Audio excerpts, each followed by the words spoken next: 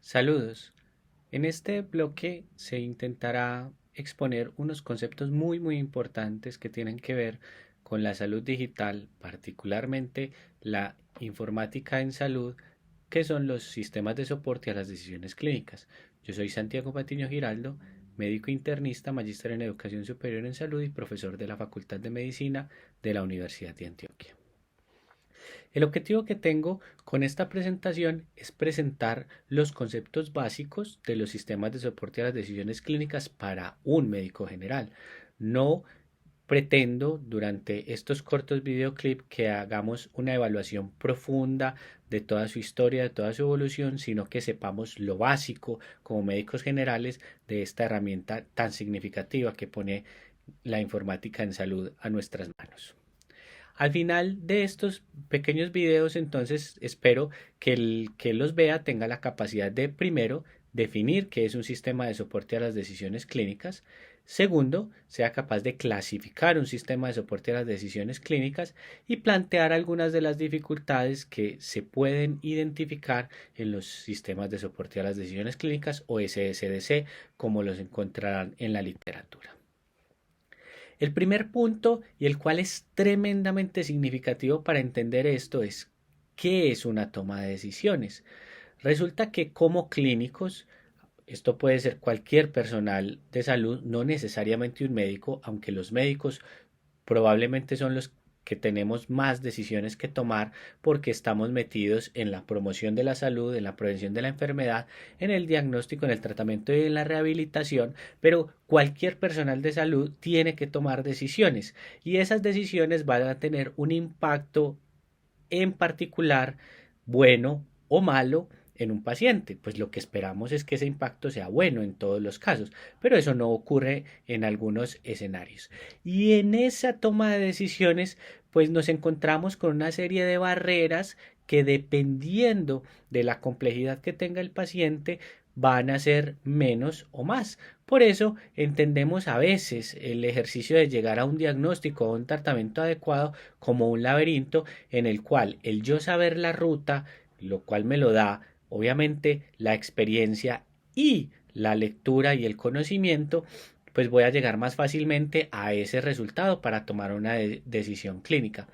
Y lo que está descrito en la literatura es que para llegar a las decisiones clínicas, pues básicamente utilizamos dos caminos, un camino basado en patrones o heurística y un camino un poquito más analítico.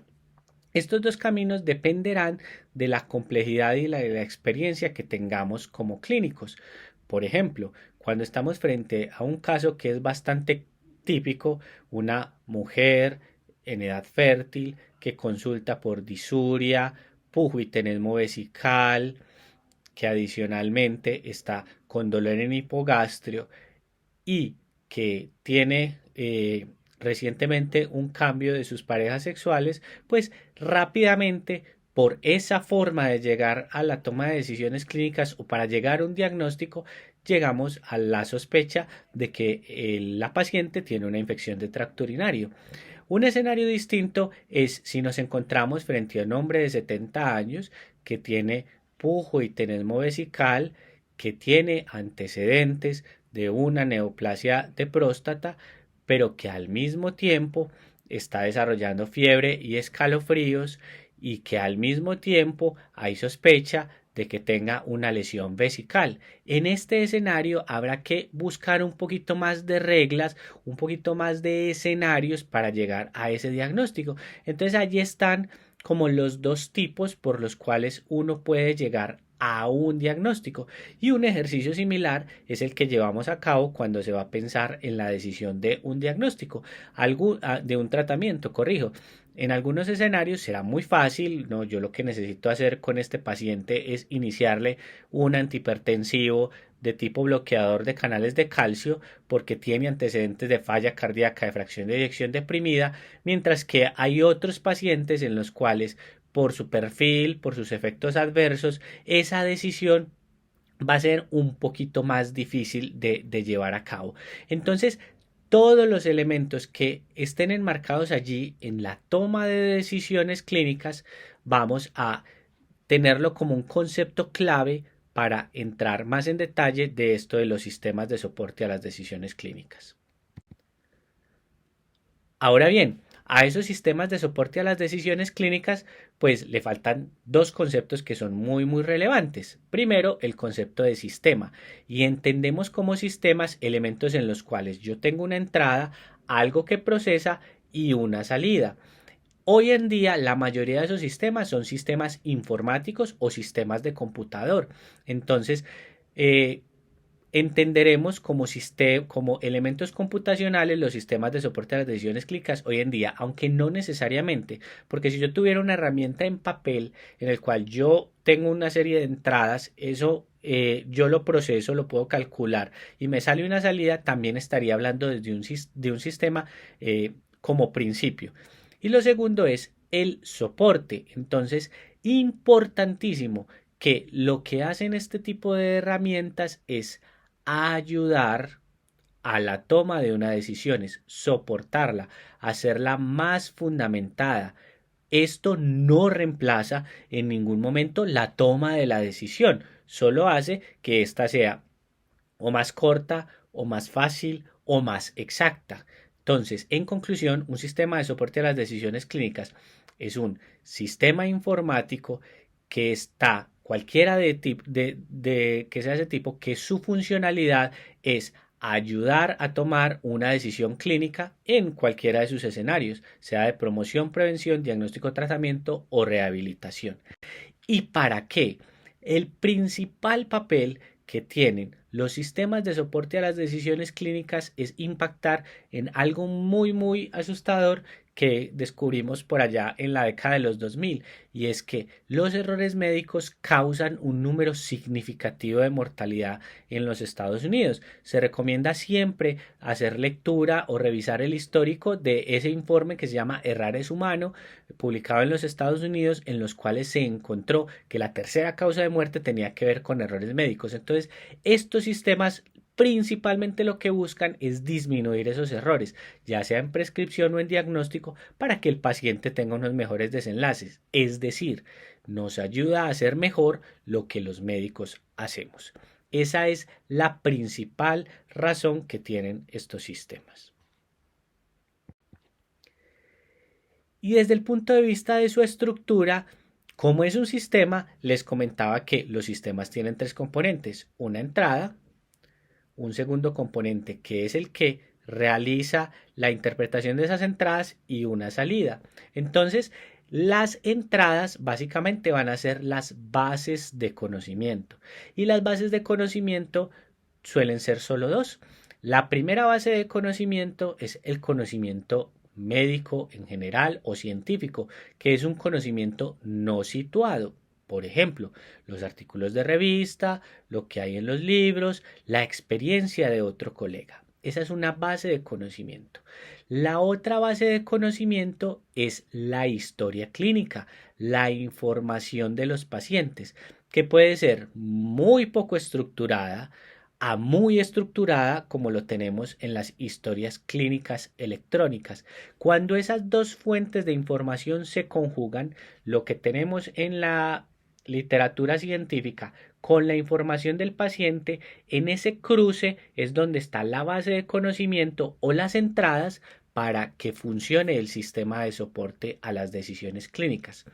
¿Y qué tenemos en la mitad? Entonces, en la mitad lo que vamos a constituir es un motor de reglas, entendido como una regla, lo que va a hacer este sistema en particular para darme una recomendación o una salida, un soporte a la decisión clínica.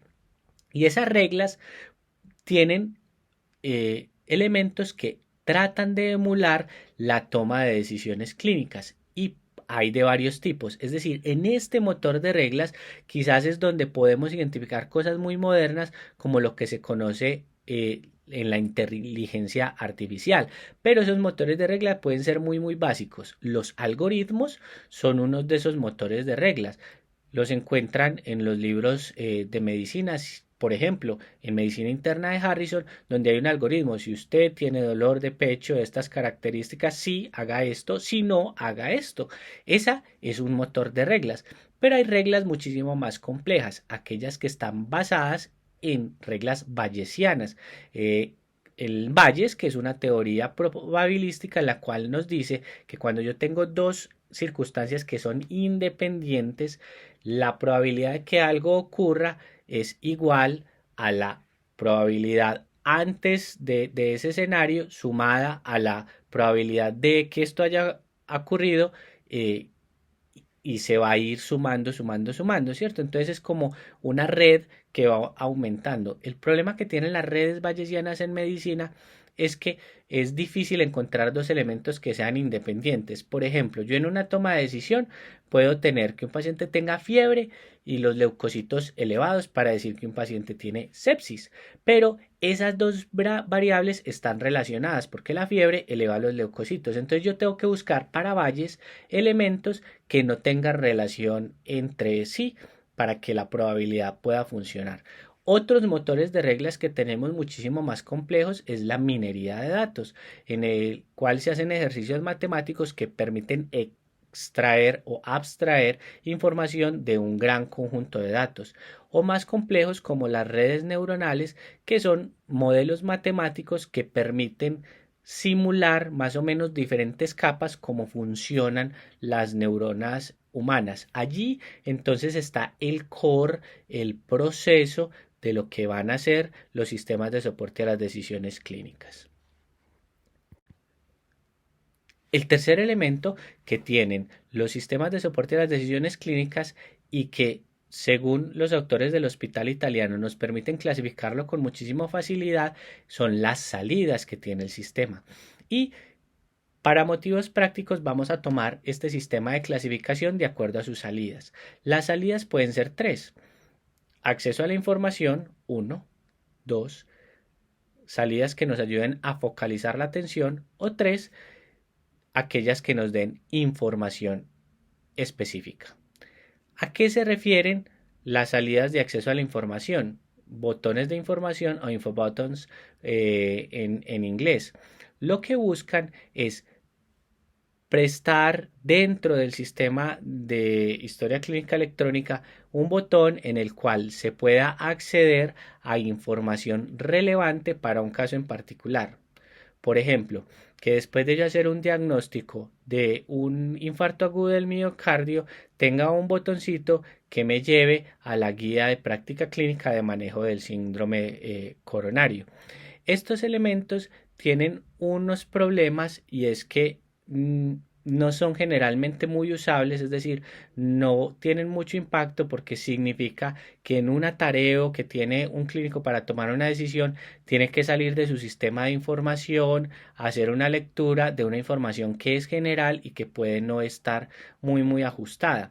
Otras de las posibilidades que tenemos son los sistemas de información en el punto de cuidado o point of care. Por ejemplo, Dynamed, en el cual hay un sintetizador de información muy grande, y si yo tengo una duda puntual que se calcula que yo por cada 3 pacientes voy a tener una pregunta que tenga que responder durante la consulta, entonces allí rápidamente está sintetizada toda la información para yo tomar una decisión. Primer sistema de información con sus salidas de acceso a la información. El segundo sistema tiene que ver con aquellos que nos permitan focalizar la atención. Y estos sistemas, de acuerdo a su naturaleza, pueden ser intrusivos, es decir, interrumpir la actividad que se está haciendo en un momento en particular. Esto es lo que ocurre con las alarmas, o no intrusivos, que le pueden dar una señal al clínico recordándole que debe hacer algo. Estos son los recordatorios. Ejemplos de recordatorios: una señal dentro de la historia clínica electrónica de un paciente que sufre de diabetes, que ya han pasado 3 meses desde la última vez que se le midió su hemoglobina glicada. Esto es un recordatorio, y ahí la señal: última vez que se realizó la hemoglobina glicada hace 3 meses, se recomienda realizar nueva hemoglobina glicada. El problema que tienen los recordatorios es que aparentemente no educan al clínico, es decir, mientras aparezca el recordatorio, el desempeño mejora, pero apenas se quita el recordatorio se vuelve a lo basal, como si no hubiera una real aprendizaje o recordación de eso. Y es interesante porque no significa que el médico no sabe. El médico sabe que, por ejemplo, debe pedir una hemoglobina glicada cada 3 meses, pero hay otras circunstancias o marcos mentales que le impiden llevar a cabo esa actividad. Lo segundo son las alarmas o alertas. Estas, como les indiqué, son intrusivas y lo que buscan es rápidamente interrumpir el flujo de atención del clínico para que se tome una decisión. Quizás donde más alarmas vamos a encontrar es en la unidad de cuidados intensivos, con los monitores de signos vitales, por ejemplo. Ellos tienen unas alarmas y esas alarmas están establecidas para ayudarte a que tomes una decisión. Hey, el paciente está muy taquicárdico, el paciente tiene la saturación por debajo de lo que acabas de parametrizar. O también son muy utilizados para aquellos factores que son de alarma o de alerta dentro de los laboratorios. Por ejemplo, encontrar una hipercalemia, encontrar una embolia pulmonar o una perforación de víscera hueca, en el cual rápidamente se debe tomar una decisión clínica. Allí es donde las alarmas cobran mucha relevancia. El tercer elemento que tenemos de clasificación son aquellos que den información específica, es decir, son su salida lo que busca es darme información específica de cuál es el diagnóstico más probable, cuál es el tratamiento ideal que yo debería llevar a cabo con este paciente o cuál es el pronóstico que yo espero frente a las entradas, los elementos de base de conocimiento que yo le indiqué a ese sistema de soporte a las decisiones clínicas. Vamos a ver entonces 3 ejemplos y lo que les propongo es que miremos cuál es la propuesta de sistema que yo les hago y antes de continuar, hacer pausa un segundito, responder las 3 preguntas y ver cuál es mi respuesta. Entonces aquí tenemos un sintetizador de información muy famoso que es UpToDate. ¿Ustedes qué piensan? ¿Es o no es un sistema de soporte a las decisiones clínicas? Si lo es, ¿cuál es su estructura? ¿Y de qué tipo? ¿Cómo lo clasificarías? Por supuesto, es un sistema de soporte a las decisiones clínicas. Tiene unas entradas que en este caso es una pregunta que yo le hago en particular por palabras claves. Este es procesado de acuerdo a un buscador muy simple, probablemente algorítmico, y me da unas salidas. Entonces, su estructura es una base de conocimiento no centrada en el paciente y es de qué tipo? De información. Este es un ejemplo de sistema de soporte a las decisiones clínicas que es muy apetecido.